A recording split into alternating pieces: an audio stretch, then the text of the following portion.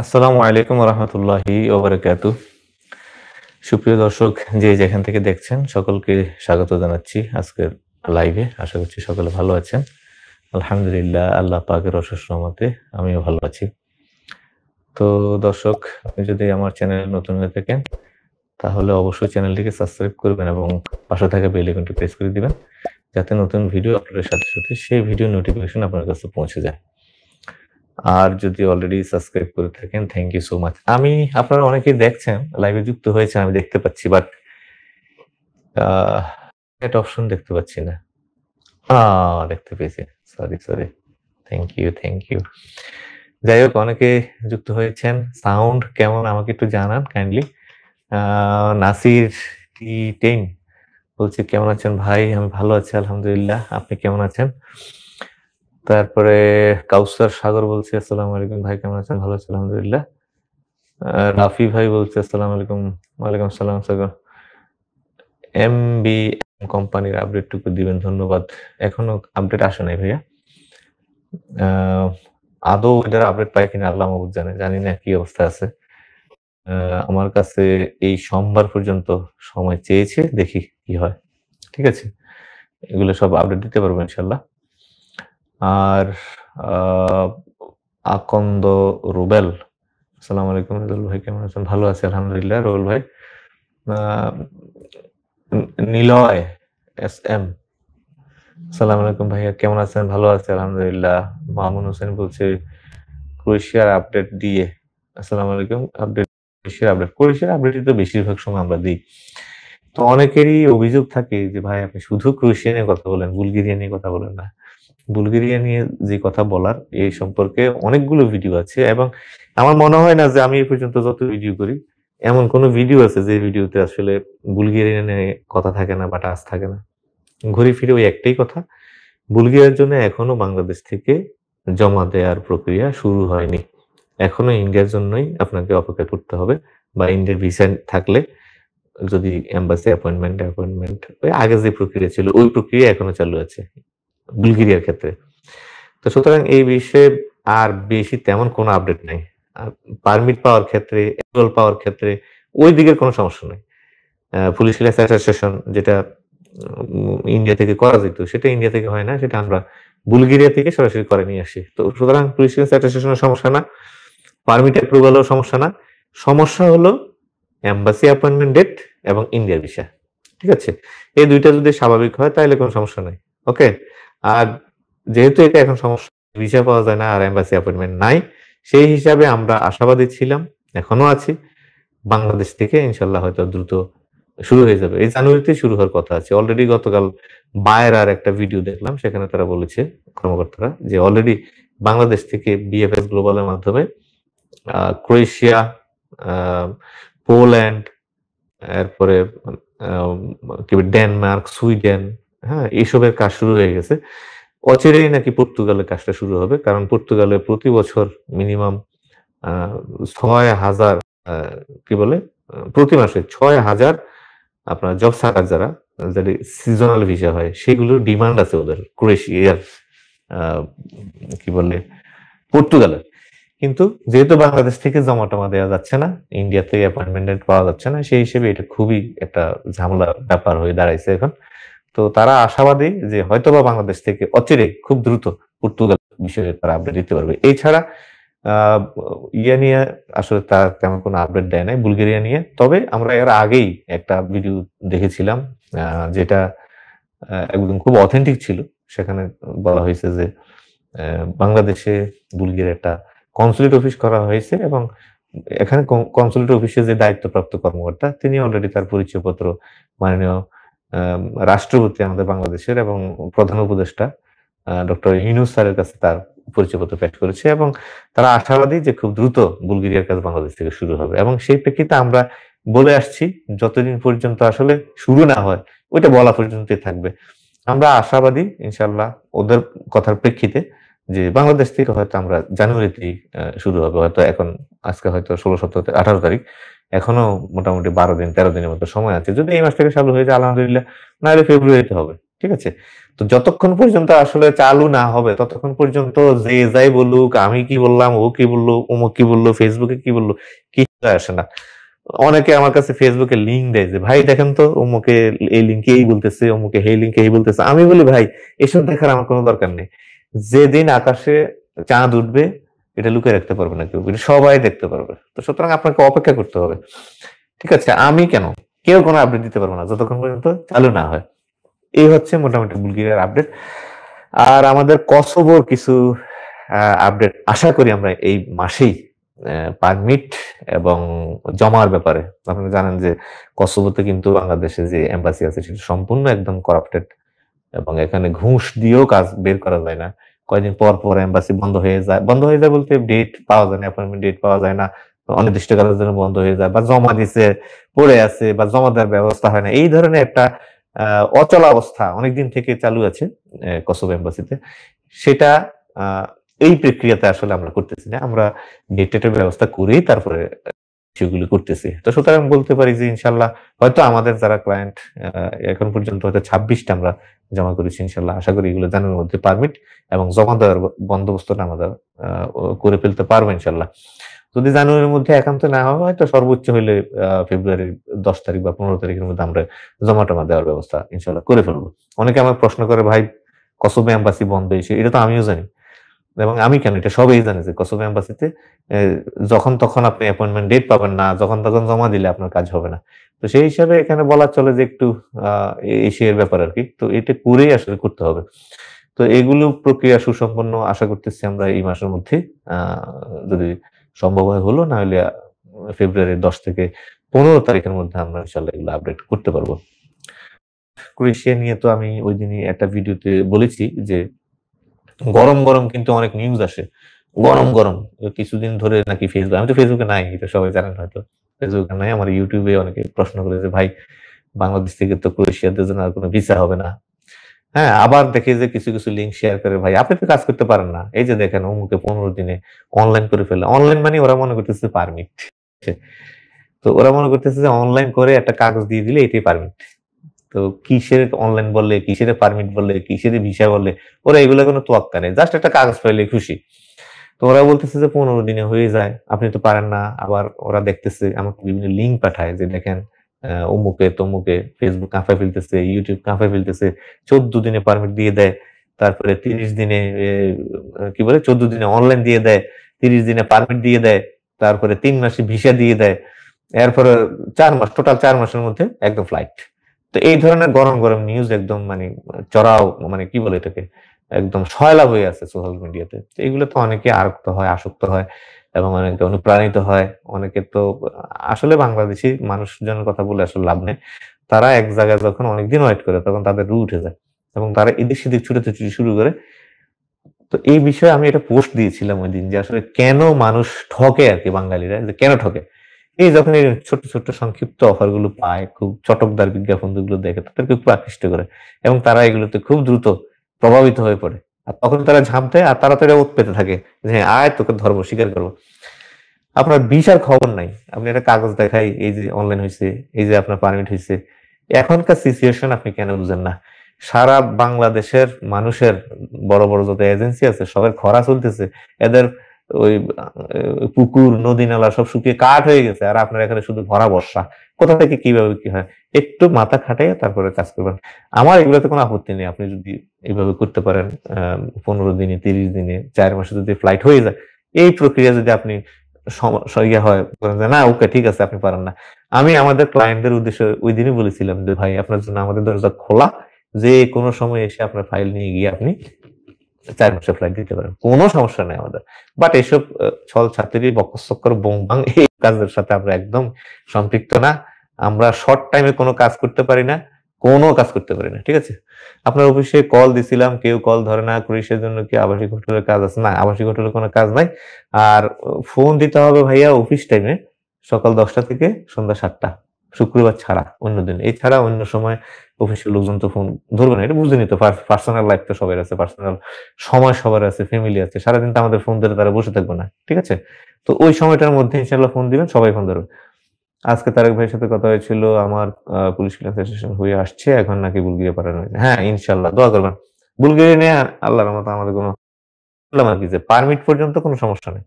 বাকি প্রক্রিয়া যেটা হৃদয় হাসান বলছে, বড় ভাই আসসালামু আলাইকুম, কেমন আছেন? হ্যাঁ, হৃদয় ভাই ভালো আছি আলহামদুলিল্লাহ।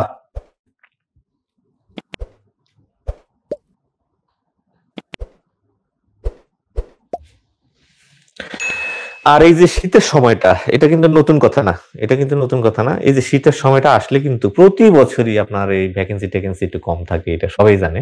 ভ্যাকেন্সি-ট্যাকেন্সি কম থাকে বা একটু দেরি হয়। আম নেপালে কিন্তু আমাদের এখনো ৫ জন আছে। মনে করেন না যে অন্য অভিজ্ঞতা আমরা শেয়ার করি। আমাদের এখনো নেপালে ৫ জন আছে। কারো ৫৬ দিন, ৫৮ দিন, ৬০ দিন হয়ে গেছে। আম কারো আবার ৪০-৪৮ দিন হয়ে গেছে এরকম। একদিনে তো সবাই যায় নাই। একেক সময় একেকজন গেছে। তো সেই হিসাবে তাদেরও মোটামুটি বলা চলে যে অনেকদিন তারা বসে আছে ৬০-৬৫ দিন। তো আমরা আশা করি ৯০ দিন পর্যন্ত সাধারণত যেটা হয়, এটা হয় এখন সময়টা একটু কমতেছে। কেউ পাচ্ছে। আমাকে অনেকে দৃষ্টান্ত যে ভাই ২৪ দিনে পায়, ২৮ দিনে পায়। এটা তো ঠাটাঠুটি বগা মরে, বক মরে, এত তো ফকিরের কেরামতির কিচ্ছু নেই। উ কাকতালীয় ২ একটা এরকম হইতে পারে। অ্যাক্সিডেন্ট বলবো আমরা এগুলোকে। কিন্তু এটা তো সবার জন্য প্রযোজ্য না যে এটা হয়ে গেছে তার আমারটা কেন হচ্ছে না।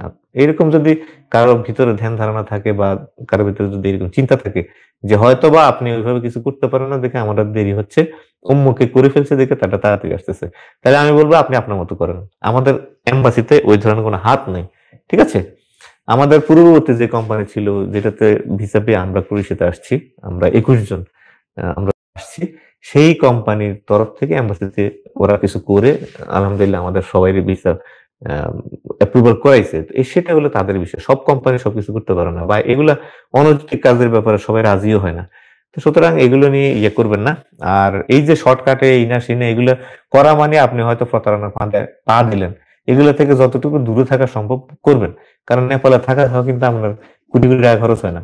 হ্যাঁ? ওটা তো আমরা জানি। আমি নিজেও ১৫-২০ দিন আমি দেখে আসছি ওইখানে যে নেপালে কিন্তু থাকা খাওয়ার খরচ এরকম যে আপনার কোটি টাকা খরচ হয়ে যাচ্ছে ওরকম কোনো বিষয় না। তো ধৈর্য ধরে অপেক্ষা করেন এম্বাসির এক্সচেঞ্জ যখন হবে তারা তখনই দিবে।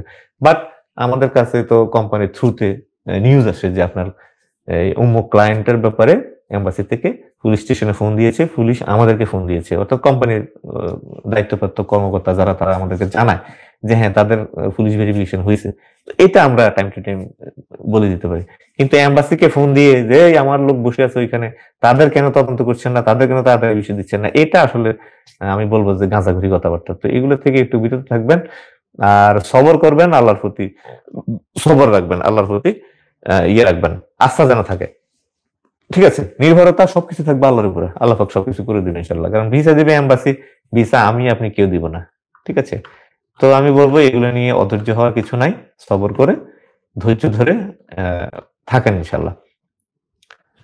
ক্রোয়েশিয়া কোন কাজ শিখে গেলে ভালো হবে? এখানে welder, mason, plumber, electrician, tiles fitter, আ আপনার স্টিল ফিক্সার, আম আরেকটা কি বলে? ওই যে কার্পেন্টার। কাঠের যেগুলোকে বলে শাটারিং কার্পেন্টার এই না সেই না। রেইনফোর্স ওই যে ছাদ ঢালাইয়ের সময় যেগুলো কাজ করে। এসব কাজের প্রতি যদি আপনার ভালো দক্ষতা থাকে এবং দখল থাকে, আপনি এখানে আসলে আশা করি কোন না কোন কাজের সাথে আপনি সম্পৃক্ত হতে পারবেন। এখানে এসে আপনাকে বিপদে পড়তে হবে না। আছে না? এখানে এসে কাজ পায় না, বিপদে পড়ে, এই না সেই না। এই ধরনের বিষয়গুলো আপনার হবে না ইনশাআল্লাহ। ঠিক আছে? কাজ শিখে আসলে আপনাকে কখনোই বসে থাকতে হবে না। এই কিন্তু আমার কাছে ইতালি থেকে, ফ্রান্স থেকে, নানা দেশ থেকে আমাদের ক্লায়েন্ট ২-১ জন হয়তো এরকম। কিন্তু মেক্সিমামই দেখলাম যে বাইরের ক্লায়েন্ট আমাকে ফোন দেয়। যারা অন্য কোনো এজেন্সির ক্লায়েন্ট হয়তোবা। তারা ফোন দেয় বলে যে, "ভাই ক্রোয়েশিয়াতে চলে আসতে চাই। ইতালি আছি। এখানে তেমন সুযোগ সুবিধা করতে পারছি না। ইতালিতে থাকতে চাচ্ছি না। ক্রোয়েশিয়াতে চলে আসতে চাই। আপনি কোন ব্যবস্থা করতে পারবেন নাকি?" এই ধরনের আসে। তো আমি বলব যে যখন আপনারা আসবেন, আসার আগে ওই ইতালি আসবো, ফ্রান্স আসবো এই ধরনের চিন্তা মাথায় আনেন না। কারণ ওইসব দেশে প্রচুর পরিমাণ মানুষ গেছে। বাঙালি, ইন্ডিয়ান, নেপালি সব ভরে গেছে একদম। বলা চলে যে ঢাকা শহরের ওই যে পুরা ঢাকার মতো হয়ে গেছে একদম। এত পরিমাণ বাঙালি। তো এত লোকেরে ওরা চাকরি কই পাবে এত চাকরি? বিশ্ববাজার তো যে অবস্থা এখন মন্দা চলতেছে না? বিশ্ব অর্থনীতিতে এখন মন্দা। তো সেই হিসেবে আপনি যেখানে সেখানে চাকরির আশা কেমনে করতে পারেন? ক্রোয়েশিয়াতে মানুষ থাকে না বিধায় কিন্তু এখানে নেপালি, ইন্ডিয়ান ওদের চাহিদা কিন্তু প্রচুর বেড়ে গেছে। কারণ ওরা থাকে। আর আমাদের বাঙালিরা থাকে না বিধায় আমাদের চাহিদা কমে গেছে। আমাদেরকে ওরা পারমিট দিতে চায় না, আমাদেরকে ভিসা অ্যাপ্রুভালের জন্য ফোন দিলে মানে একটা নয়-ছয় অবস্থা আর কি। তো ইদানিং আবার বেশ মাস ২-৩ মাস ৪ মাস ধরে দেখতেছি যে আলহামদুলিল্লাহ যারাই আসে মোটামুটি এখানে থাকার চিন্তা করে আসে, কারণ তারা বুঝে গেছে। সেই জন্য তো এই সোশ্যাল মিডিয়ার জমানায় কিন্তু আসলে তথ্য কিন্তু গোপন করা যায় না। কিন্তু হয়তো আমি গেছি, আমার সাথে ২০ জনের যোগাযোগ আছে। ওই ২০ জনের মাধ্যমে কিন্তু আমার মাধ্যমে কিন্তু ২০ জন জেনে যায় যে ইতালির কি হাল হকিকত, আপনার ফ্রান্সের কি অবস্থা, ওই পোল্যান্ডের কি অবস্থা, স্লোভাকিয়া, স্লোভানিয়া, হাঙ্গেরি কি অবস্থা, কোন দেশে বেতন কত টাকা পায়, কি সুযোগ সুবিধা, জব আছে কিনা, এগুলো কিন্তু সবাই জেনে যায় সোশ্যাল মিডিয়ার কল্যাণে। তো সুতরাং একটা মানুষ আরেকটা মানুষের সাথে কানেক্টেড অলওয়েজ। তো তারা কিন্তু আগে জেনে ফেলে যে না, ইতালি যায় আসলে তেমন কিছু করতে পারবো না, না ফ্রান্সে গিয়ে তেমন কিছু করতে পারবো না, ঠিক আছে আমরা ক্রোয়েশিয়া যাবো, ক্রোয়েশিয়াতে থাকবো, অ্যাটলিস্ট ৬ মাস ১ বছর আমরা থাকার চেষ্টা করবো। এই সিদ্ধান্ত নিয়ে কিন্তু এখানে প্রচুর মানুষ আসছে এবং এখানে থাকতেছে। এখানে একটা বড় ধরনের কমিউনিটি হয়ে গেছে। আমি যখন রাস্তায় বেরোই আমি দেখি তো প্রচুর আমাদের ফুড ডেলিভারি দেয় সাইকেলে করে বাংলাদেশি ভাইয়েরা, প্রচুর লোকজন এখানে আসে। এবং আমি দেখলাম যে অনেকে আমার চিনে, রাস্তায় যখন হাঁটি আমার হাই আপনাকে চিনি। বিশেষ করে সিলেটের আছে, মুন্সিগঞ্জের আছে, নরসিংদীর অনেকের সাথে হাই হেলো হয়। তো এখানে এখন ওরা আছে, অনেকে ২ বছর ৩ বছর ধরে কাজ করে। ওইদিন একটা রেস্টুরেন্টে খাচ্ছিলাম, এই দেখলাম যে একটা ছেলে সম্ভবত আম দোহার বা নবাবগঞ্জ ওইরকম কোন এলাকার, সে দেখলাম যে আমাকে চিনে। তো বলল যে আমি এখানে প্রায় ২ বছর হয়ে গেছে। আলহামদুলিল্লাহ আমার ১ম টিআরসি শেষ, ২য় টিআরসি চলতেছে। তো এখানে আমি যথেষ্ট ভালো আছি। ১.৫ লাখের উপরে ইনকাম করে। বুঝতে পারছেন? তো এইখানে ১.৫ লাখ ২ লাখ ইনকাম করা একদম স্বাভাবিক। সুতরাং আপনারা যারা আসবেন ক্রোয়েশিয়াতে এইখানেই থাকার চেষ্টা করবেন। দেখবেন কি হবে, এখানে কোম্পানিগুলো আস্তে আস্তে কিন্তু আমাদের প্রতি আকৃষ্ট হবে এবং আমাদের কাজ কাম দেখে, বাঙালি কিন্তু কামচোর না। যেডি কামচোর বাদাইম্মা যারা কাজ জানে না এগুলো ওই বাংলাদেশও চোর, এডি ইতালিতেও চোর, ফ্রান্সও চোর, ওইগুলো কামচোর। বাঙালি কিন্তু আসলে পরিশ্রমী। বাংলাদেশ থেকে যারা কাজ শিখে আসে বা যারা কাজের সাথে সম্পৃক্ত বা যারা মধ্যপ্রাচ্যে থাকে, মিডল ইস্ট থেকে আসে, এরা কিন্তু প্রচুর পরিশ্রমী, এরা অনেক পরিশ্রম করে। তো বাঙালির কাজ কিন্তু এখন গোছানো হয়। হ্যাঁ? যেই কোম্পানিতে বাঙালি কাজ করে মনোযোগ দিয়ে সবাই কিন্তু তাদেরকে খুব আদর করে ভালোবাসে। তো সেই হিসেবে আমরা যদি এগুলি অল্প করে হোক না আস্তে আস্তে যদি করতে পারি, দেখবেন এই দেশের মানুষগুলো, এই দেশের কোম্পানিগুলো, এই দেশের আ যে এমপ্লয়ার, এরা কিন্তু আস্তে আস্তে আমাদের প্রতি আকৃষ্ট হবে এবং আমরা যখন এপ্লাই করব বা আমাদেরকে বেশি ভ্যাকেন্সি দিতে চাইবে। আমার কাছে ওইদিন একজন বলল যে, "ভাই আমার কাছে ১২৫ টা ফুড ডেলিভারির আ ভ্যাকেন্সি আছে। দিতে পারবেন নি? ইন্ডিয়ান লাগবে, নেপালি লাগবে।" আমি ইন্ডিয়ান নেপালিকে জন্ম দিব নাকি? আমি বললাম, "আমার তো সব ভাই বাংলাদেশী।" না বাংলাদেশী নেওয়া যাবে না। মালিকগুলো, এজেন্সির মালিকগুলো আসলে বাংলাদেশীদের নিতে চায় না। তো সেই হিসাবে কেন নিতে চায় না এখন বুঝলেন তো? কারণ সবাই আসে, গো। আসে, গো। গতকালকে একজন বলল যে, "আমার ১২ জন আসবে। সবাই ইতালি চলে আসবে।" তো এই যদি হয় তাহলে আপনাকে কে ভ্যাকেন্সি দিবে? তো এই হিসাবে আসলে মূলত বাংলাদেশীদের জন্য কাজ কাম একটু স্লো হয়ে গেছে। তো এর মানে এই না যে একদম বন্ধ হয়ে গেছে। কিছু ফেসবুকে সোশ্যাল মিডিয়া দেখতেছি যে খুব চিল্লাফেল্লা চলতেছে যে বাংলাদেশীদের জন্য বন্ধ, বাংলাদেশীদের জন্য বন্ধ। আমি বলব যে এগুলো গাঁজাখোর। ফেসবুকে, ইউটিউবে এই যে এরকম ভিডিও বানাবে, লাইভে আসবে, মানুষ দেখবে, কিছু এনগেজ হবে, কিছু ডলার-টলার কামাবে। এজন্য আসলে মূলত এরা এসে এখানে চিল্লাফাল্লাগুলো করে আরকি। আসলে এগুলো বকবাস কথা। এমন কোন দেশ নাই যে দেশে কাজ চালু নাই। সব দেশে চালু আছে। বাট হয়তোবা ঐরকম ভাবে চালু নাই। আপনার কি ধারণা এখনো পোল্যান্ডে লোক নেয় না? অবশ্যই লোক নেয়। খুবই কম। রেশিও খুব কমে গেছে। আপনি কি মনে করেন ফ্রান্সে লোক নেয় না? জার্মানিতে লোক নেয় না? সব দেশেই লোক নেয়। বাট আমাদের জন্য এগুলো না। ঠিক আছে? অনেকে বলে যে ভাই পর্তুগালে কি লোক নেয়? হ্যাঁ, রেগুলার লোক নেয়, প্রফেশনাল লোক নিবে। যেমন ডাক্তার, ইঞ্জিনিয়ার, উকিল, একজন নার্স। ওরকম দক্ষতা তো আপনার থাকতে হবে। আপনি কিসের ভিত্তিতে কি জন্য আসবেন এখানে? ইউরোপে মানুষ কেন আসে? শরীর দেখানোর জন্য না কিন্তু। এখানে ওরা কর্মঠ লোকদেরকে খোঁজে নিয়ে আসে তাদের কোম্পানিতে কাজ করানোর জন্য। ঠিক আছে? আপনি আসবেন, ঘুরবেন, ঘাড়বেন, দামি জ্যাকেট পরবেন, এই সেই করবেন, সেলফি দিবেন। এইজন্য কিন্তু এখানে আনেন না। কাজ করার জন্য আনেন। আসলে আপনি কাজ জানলে আপনার সব দেশে আপনার জায়গা আছে। ঠিক আছে? তো অনেক রেগুলার দেখবেন কিন্তু, হ্যাঁ? শুরু থেকে শেষ পর্যন্ত যেহেতু ভিডিওগুলো অনেক বড় হয়, এগুলো দেখবেন। আর এই লাইভের মধ্যে যারা যুক্ত থাকেন, সবসময় চেষ্টা করবেন যে এই লাইভগুলো বিভিন্ন জায়গায় শেয়ার করে দিবেন। তাতে কি হবে? অন্য যারা আছে তারা কিন্তু আমাদের এগুলো দেখে, এই যে আমরা কিন্তু একটা লাইভে যখন আসি, আপনাদের প্রশ্ন থাকে, সেখানে অনেক কথাবার্তা হয়, অনেক প্রশ্নের উত্তর থাকে। এতে কি হয়? মানুষের অনেকের যে জিজ্ঞাসা থাকে, এগুলো কিন্তু এখানে আলোচনা হয়। ফলে আপনারা যখন বিভিন্ন সোশ্যাল মিডিয়া এগুলো শেয়ার করে দেন, মানুষ দেখার সুযোগ পায়। হ্যাঁ, মিগ ওয়েল্ডিং এর চাহিদা। এখানে মিগ ওয়েল্ডিংটাই বেশি চলে। এখানে কিন্তু ওই যে 2G, 3G, 6G এগুলা না। এখানে মিগ ওয়েল্ডিং সবাই আমারে বলে যে যদি মিগ ওয়েল্ডার থাকে একদম এভেইলেবল দেয়া যাবে। ইনশাআল্লাহ। ঠিক আছে? আপনার কোনো কাজের উপর ফাইল নিতেছেন ভাই আর আপনি দেশে আসবেন। কবে দেশে আসবো এটা এখনো ঠিক নাই। হয়তো মার্চে এরকম একটা হইতে পারে। এখনো ঠিক নাই কবে কি করি। আসসালামু আলাইকুম রেজাউল ভাই কেমন আছে? সাইদুর রহমান ভালো আছি ভাইয়া। ওয়ালাইকুম সালাম। আলহামদুলিল্লাহ। আসসালামু আলাইকুম ভাই বলছিলাম মামুন ভাই অপুদের পারমিটের কি অবস্থা ভাই? কোনো আপডেট আছে? অপুর পুলিশ ক্লিয়ারেন্সটা কিন্তু অপুর যে আগের পারমিটে ছিল ওইটা এই মাসের 15 তারিখে মেয়াদ উত্তীর্ণ হবে এবং সেটা অ্যা ওই সিস্টেম থেকে ভেনিশ হবে হলো ৩১শে জানুয়ারিতে। ঠিক আছে? তো আমরা আশা করি মার্চ এপ্রিলের মধ্যে পারমিট গুলো সব রিসিভ করতে পারবো ইনশাআল্লাহ। ঠিক আছে? আর বাংলাদেশ থেকে ক্রোয়েশিয়া যেতে কয় মাস সময় লাগে? এটা নির্দিষ্ট করে কোনো সুযোগ নাই। আ ৪ মাস, ৫ মাস এটা একদম বকবাস কথা। যেহেতু ইন্ডিয়া, নেপালে ফাইল জমা করতে হয়, সেখানে ৩ মাসের উপরে চলে যায়। আর পারমিট ইস্যু হইতে হয়, পুলিশ ক্লিয়ারেন্স অ্যাটেস্টেশন করতে হয়। সব মিলিয়ে আপনার ধরেন একদম যদি তাড়াতাড়ি হয়ে যায়, একদম খুব তাড়াতাড়ি হয়ে গেছে, তাও ধরেন যে ৮ মাস মিনিমাম। আর সর্বোচ্চ নসিব যদি খারাপ হয়, পারমিট যদি ক্যানসেল হয়ে যায় বারবার, সেক্ষেত্রে হয়তো ১ বছর, ১.৫ বছর যেতে পারে। ঠিক আছে? আরো বেশিও লাগতে পারে। আবার নসিবে না থাকলে সারা জীবনে হবে না। তো কতদিন লাগবে এটা আসলে এক্সাক্ট ওইভাবে বলার কোন সুযোগ নেই। আল মামুন ভাই সালাম নিবেন। মামুন কুরেশি আছি। অনেক ধন্যবাদ ভাইয়া। কোথায় থাকেন? দেখা করবেন ইনশাআল্লাহ।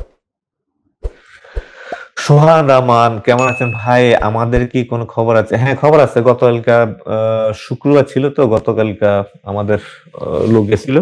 তো কি একটা এসওএস কি জানি বলল যে ইনভেস্টিগেশন এর একটা রিপোর্ট দিবে। দিলে ওইটা ওরা রিসিভ করবে ইনশাআল্লাহ। একদম ঘনায় আসছে। দোয়া করবেন। ইসমাইল হোসেন বলছে চিটাগাং। হ্যাঁ, ইসমাইল ভাই ভালো আছেন? বুলগেরিয়ার কি অবস্থা আবার? ওই যে বললাম শুরুতেই লম্বা কাহিনী ওইটাই।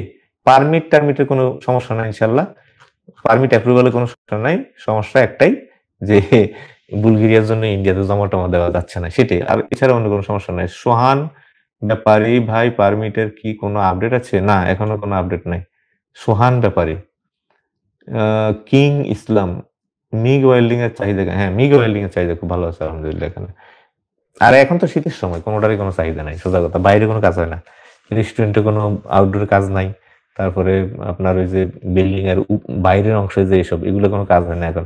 এই যে বর্তমানে এখন রানিং তাপমাত্রা হচ্ছে -2 তো বাইরে তো প্রচুর বাতাস থাকে। সূর্য নাই। সূর্য যে কবে দেখছি ঠিকই নেই।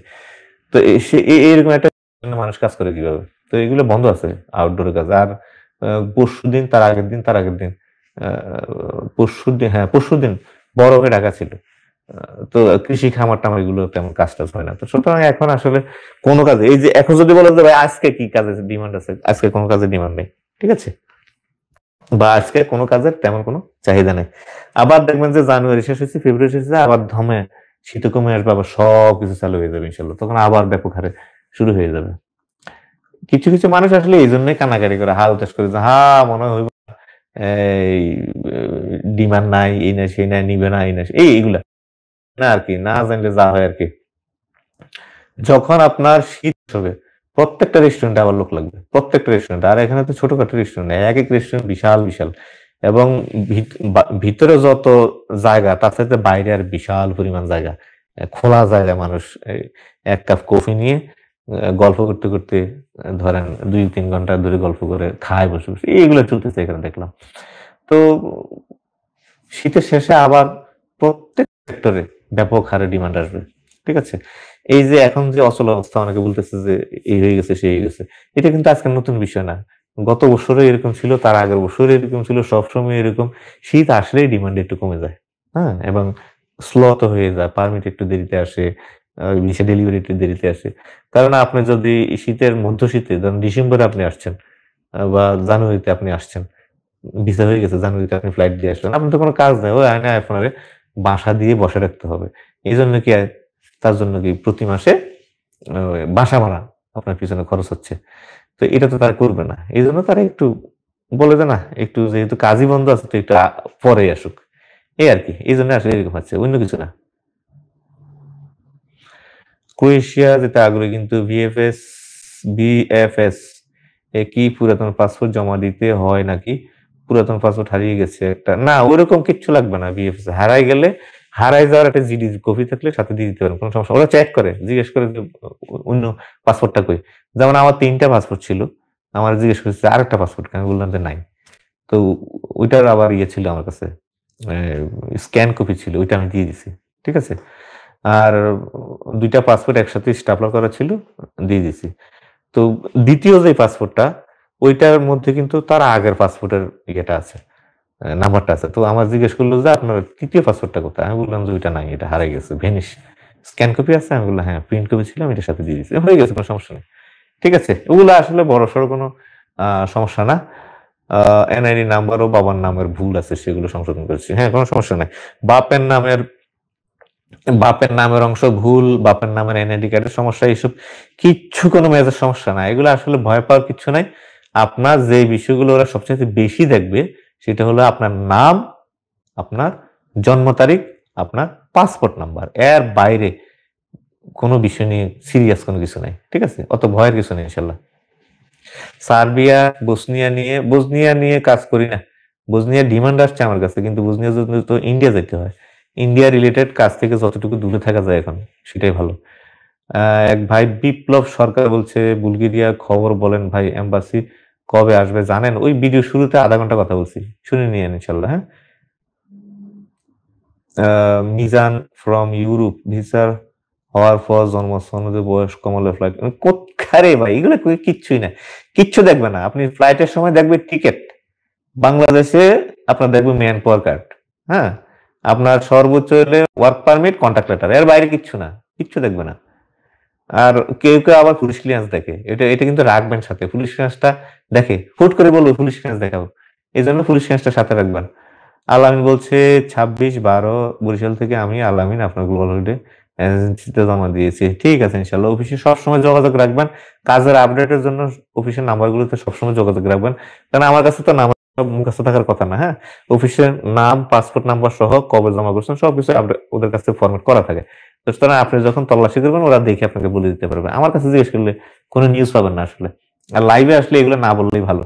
লাইভে আপনাদের যেসব সমস্যাগুলো আছে ওগুলো নিয়ে বললে আমরা কথা বলতে কমফোর্ট ফিল করি। হ্যাঁ, আমার পারমিটে কি হয়েছে, আমার এই হয়েছে, সেই হয়েছে, এগুলো দিয়ে তো আমার কাছে সমাধান নাই। অফিসে ফোন করবেন, ওরা বলে দিবে সাথে সাথে। আমার অনেকগুলো লোক বসে আছে অফিসে, কেন? আপনাদের সার্ভিস দেওয়ার জন্য। বুলগেরিয়া স্টিল ফিক্সারের কাজের পারমিট কি এই মাসে আসতে পারে? হ্যাঁ, আমাকে না, এই মাসে, সরি, এই মাসে পাবো না। ফেব্রুয়ারিতে, এই মাসে পাবো না। এই মাসে পাবো না। ফেব্রুয়ারিতে আমি টেইলারি যেগুলো ছিল এগুলা, এবং স্টিল ফিক্সড এগুলো পেয়ে যাবেন ইনশাল্লাহ। একদম অ্যাপ্রুভাল সহ পাবো। দোয়া করবেন। আর দোয়া করেন বাংলাদেশে যাতে তাড়াতাড়ি শুরু হয়ে যায়। হ্যাঁ, কেমাটের জন্য বসে আছি ভাইয়া।